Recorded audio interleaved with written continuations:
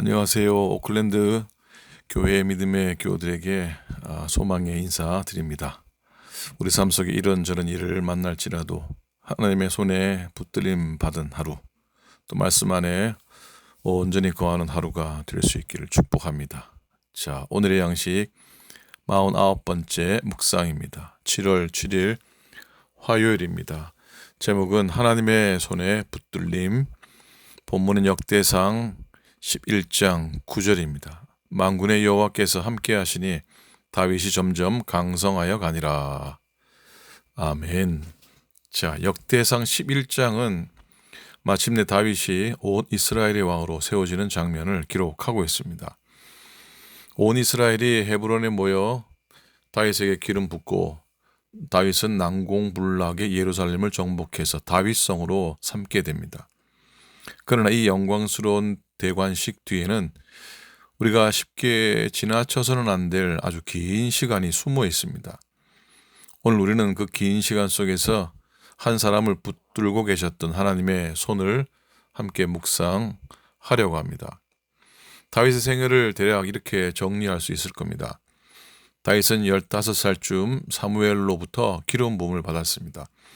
20살쯤에는 골리앗을 물리치고 사울 왕의 사위가 되었습니다. 그러나 그 후 사울의 시기로 인해서 광야에서 무려 10년간 도피 생활을 합니다. 여러 번 죽음의 위기를 넘기고 수많은 고난을 겪어야 했습니다. 사울이 죽은 뒤에 30살쯤 남유다 두 지파의 왕이 되었지만 이번에는 북이스라엘 나머지 10지파와 무려 7년을 다투게 됩니다. 하나님으로부터 이스라엘의 왕이 되리라는 약속을 받고도 그 약속이 온전히 이루어지기까지 무려 22해, 22년이 걸린 겁니다. 오늘 우리가 묻고 싶은 건 이겁니다. 그 긴 22년 동안 다윗은 홀로 버려져 있었던 것일까요? 이제 다윗이 왕으로 세워지는 이야기를 통해서 하나님의 손이 붙들린 인생의 복을 함께 묵상해 보기 원합니다. 첫째로 다윗은 약속과 성취 사이의 긴 광야를 통과했습니다. 기름 부음이라는 분명한 약속을 받았지만 그 약속과 실제 성취 사이에는 22년의 간격이 있었습니다. 그 사이에는 결코 평탄치 않았습니다. 광야의 도피와 거듭된 죽음의 위기, 그리고 왕이 된 후에도 계속되는 전쟁을 겪게 됩니다. 만약에 우리가 다윗이었다면 그 긴 시간 속에서 하나님의 약속을 여러 차례 의심했을지도 모르겠습니다. 사실 우리의 인생에도 이런 간격이 있습니다. 하나님께서 마음에 주신 소망과 실제 현실 사이에 이해되지 않는 긴 시간을 경험하기도 합니다. 그러나 다윗의 이야기는 우리에게 말합니다.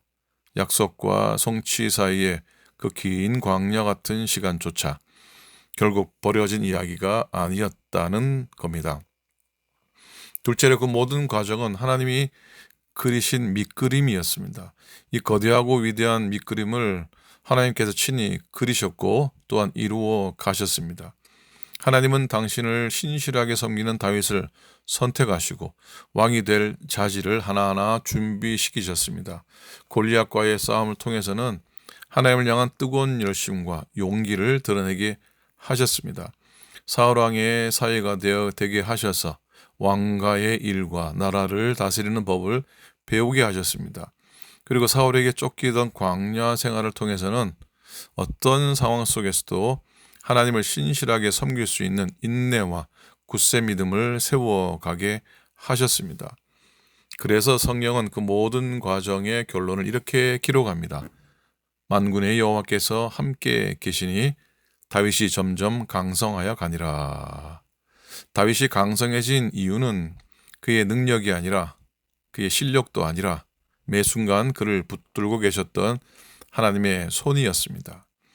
셋째로 우리도 하나님의 손에 붙들려 있는 줄 믿습니다.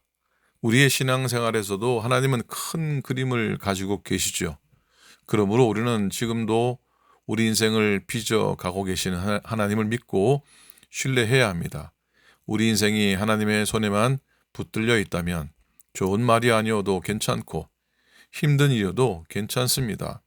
거기에는 분명 하나님께서 계획하시는 뜻이 다 담겨 있기 때문입니다. 잘 견뎌 지나고 나면 왜 그런 과정이 있어야 했는지를 알게 되는 날이 반드시 옵니다. 지금 이 시간이 하나님께서 맡겨주실 사명에 꼭 필요한 준비 과정임을 기억하고 최선을 다한다면 우리는 반드시 좋은 믿음의 열매를 맺게 될 것입니다. 험한 산을 오르는 초보 등반가가 노련한 안내자와 한 밧줄에 묶여 있었습니다. 산을 오르는 길은 생각보다 훨씬 고되었습니다. 가파른 바위 앞에서 그는 몇 번이나 발을 헛디뎠고 어떤 구간에서는 왜 이리 힘든 길로 굳이 돌아가야 하는지 이해할 수 없어서 불평도 했습니다. 그러나 그가 미끄러질 때마다 밧줄로 이어진 안내자의 손은 단 한 번도 그를 놓지 않았습니다. 마침내 정상에 올랐을 때 그는 비로소 지나온 길 전체를 내려다볼 수 있었습니다. 그제야 깨달았습니다. 힘들었던 그 우회로가 사실은 가장 안전한 길이었고 헛디뎠던 그 순간마다 안내자의 손이 자신을 붙들고 있었다는 것을 알게 되었습니다. 자, 다윗의 22에 22년이 그러했고 우리의 인생도 그와 마찬가지입니다. 지금은 왜 이 길인지 다 이해되지 않아도 우리를 붙드신 하나님의 손은 결코 우리를 놓지 않으십니다.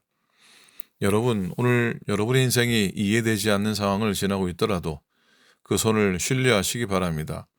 우리 개인의 삶뿐 아니라 우리 교회의 예배와 이 공동체의 영적 성장 또한 그 신실하신 손에 붙들려 있습니다.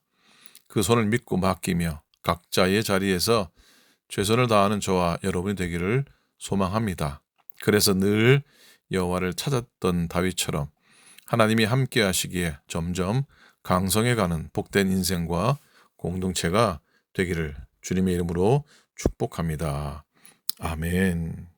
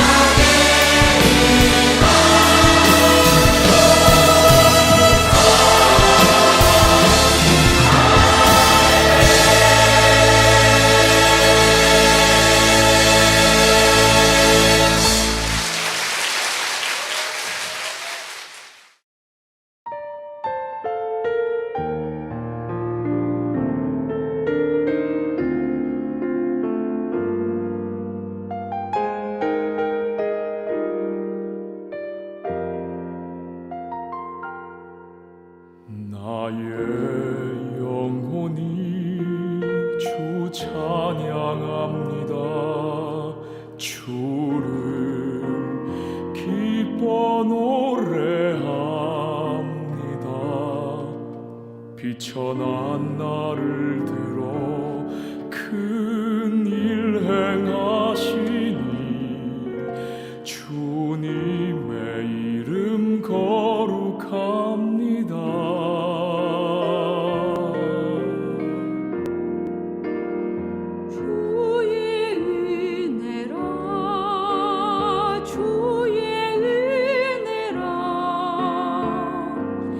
연약한 나를 들어 영광 보게 하시니 말로 할 수 없도다. 놀라운 사랑 나 순종하리라 주의 뜻대로.